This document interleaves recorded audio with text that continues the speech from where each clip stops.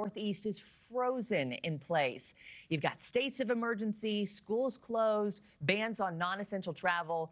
You're looking live at Philadelphia, Saranac Lake in upstate New York, Times Square in New York City, and also Seaside Heights in New Jersey. Just whiteout conditions here in some of these spots. Millions of people now finding themselves snowed in, stuck at home.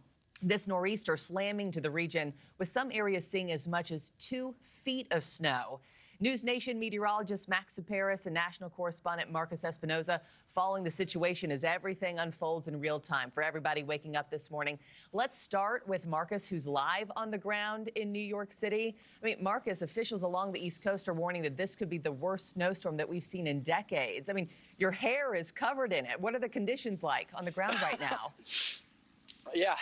Wow. Hey, Markie, yeah, I feel like one of those old Christmas specials with the guy with the white snow, right, or right here. So I want to explain just how deep this snow is right now. As I step in, this is certainly a blizzard that is going on. It is very, very high wind. It is something not to take lightly, right? Behind me, visibility is very low as well. And so when you take a look at things, you got to consider this is not just New York City that is experiencing this. You have flight cancellations really along the East Coast here that are large in the thousands.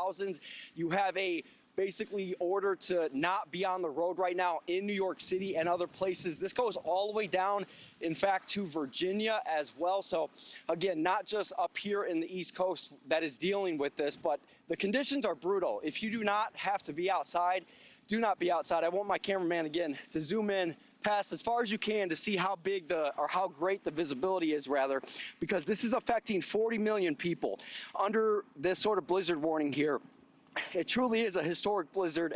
It's truly hard even to speak because of the wind and the cold here. That state of emergency declared from New England all the way down to Virginia. Roads are closed to non-essential travel. That started at 9 o'clock last night here in New York City. That might get extended today as well, past the original 12 o'clock deadline. Obviously impacting flights all over the Northeast that are being canceled. 5,000 cancellations already so far, 1,000 coming from 2 New York City airports alone.